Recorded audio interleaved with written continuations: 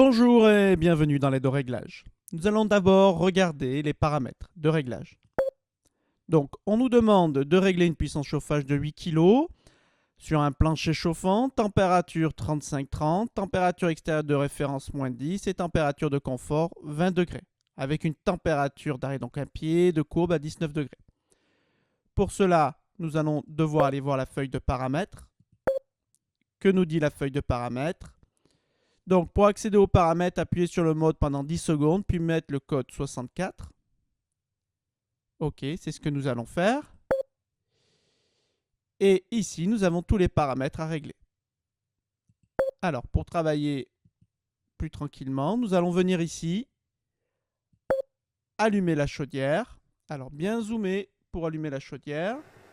Je vais enlever l'ECS rapide. Ce qui permet d'avoir le CS plus rapidement en maintenant l'échangeur à plaque en permanence en température. Comme ça, ça ne démarrera pas. Là, je suis en mode écho. J'appuie pendant 10 secondes sur le bouton mode. Puis, je rentre le code 60. Je reprends ma feuille de paramètres. Alors, puissance chauffage, c'est le paramètre 1. Paramètre 1. Et nous disons une puissance de 8 kg. Nous sommes à 12. On va venir régler ici à 8 kg. Paramètre 2. Réglage longueur ventouse. Pas de réglage possible, donc on laisse comme c'est. Paramètre 3. Minimum chauffage. Nous, on veut 20 degrés. On part à 20. On va le régler à 20 degrés. Paramètre 4. Maxi chauffage. Plancher chauffant. On peut régler 35, 45, 50, ainsi de suite. Nous allons régler à 35 degrés. Paramètre 5. Fonctionnement de la pompe. On la veut en permanence. Maintenant, venons sur la courbe. Nous avons ici un réglage à 3,5. Nous avons besoin d'une pente de combien?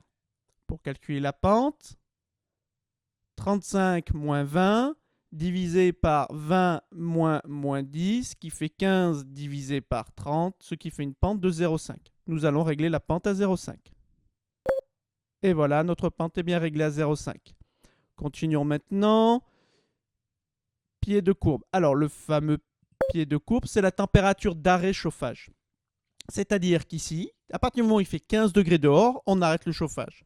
Donc le client risque d'appeler. Là, on va le régler à 19, comme demandé.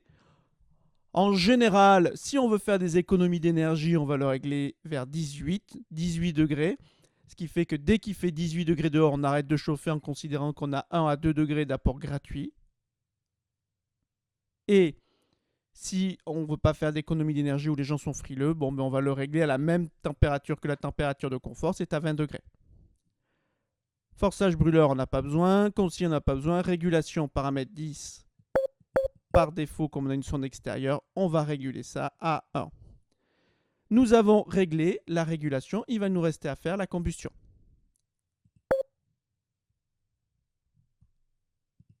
Je ferme la feuille. Pour régler la combustion. Alors, plusieurs procédures selon les chaudières. Ici, on va devoir régler en pleine puissance. Donc, pour avoir la pleine puissance, moi, je vais ouvrir le CS pour m'affranchir du circuit radiateur. Si je suis en été, je ne chaufferai pas les radiateurs. Mais aussi, une fois que les radiateurs sont à température, même si vous êtes en mode forcé, la chaudière va se couper, forcément. Alors, on va venir sur le robinet. Grand débit. Là, je suis à 14 litres minutes. On pourrait le voir dans la feuille des paramètres, en venant sur la régulation. Je sors d'ici. Je vois bien que je suis en plein régime. Je vais chercher ma mallette de combustion. Et j'installe ma mallette de combustion. Je vais faire mon analyse. Donc, nous allons essayer de régler le CO2 à 9% en ayant le moins de CO possible. Pour cela, on va agir sur l'alimentation du gaz, ici, avec un petit tournevis de réglage. Nous avons un CO2 à 7,3, un facteur d'heure d'1,62, c'est-à-dire qu'on a 62% d'excès d'air. Alors l'O2, le CO2 et le facteur d'heure sont liés. Et là, je vais tourner dans un sens ou dans l'autre. Vous voyez, il y a moins ou plus. Si je ne sais pas, c'est pas grave. Je tourne un petit peu, un dixième de tour, je regarde. Regardez, mon CO2 est un petit peu diminué.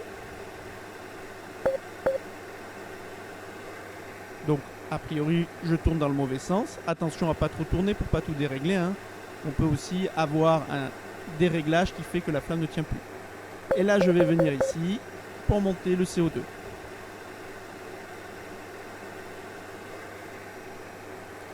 Le temps que les fumées parcourent la chaudière puis le câble de l'analyseur de combustion, il peut se passer quelques secondes, hein.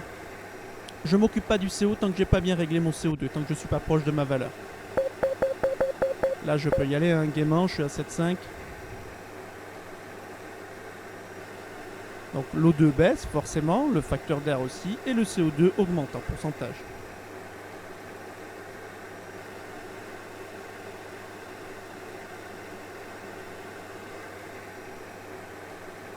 On continue à augmenter.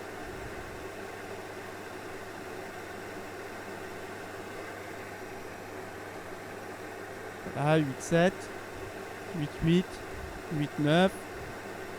C'est pas mal. J'ai un peu de CO. Alors j'attends, hein, j'attends que ça va réguler petit à petit, il va descendre, hein. On met pas la mallette, hop, on tourne de cou et on part de suite, il faut attendre un petit moment. Et surtout après, on va aussi s'assurer qu'une fois qu'on aura fermé ici la porte, que les valeurs n'ont pas changé. Quand on a une ventouse courte, il n'y a pas de souci. Quand on a une ventouse très longue, on peut avoir ce souci. Mon CO diminue. Mon CO est passé en dessous de 100. Je vais essayer d'affiner mon réglage. Je suis à 9%. J'ai un tout petit peu de CO. Ah, mon CO remonte. Vous voyez, j'ai monté un petit peu mon CO2. Mon CO remonte. On va voir s'il se stabilise. Et surtout, je vais fermer la porte pour voir si les valeurs ne changent pas. Donc ici, je peux valider le réglage de ma régulation, mais aussi le réglage de ma combustion. Donc j'ai fait tous mes paramètres de réglage de mise en service, mais aussi lors d'un entretien.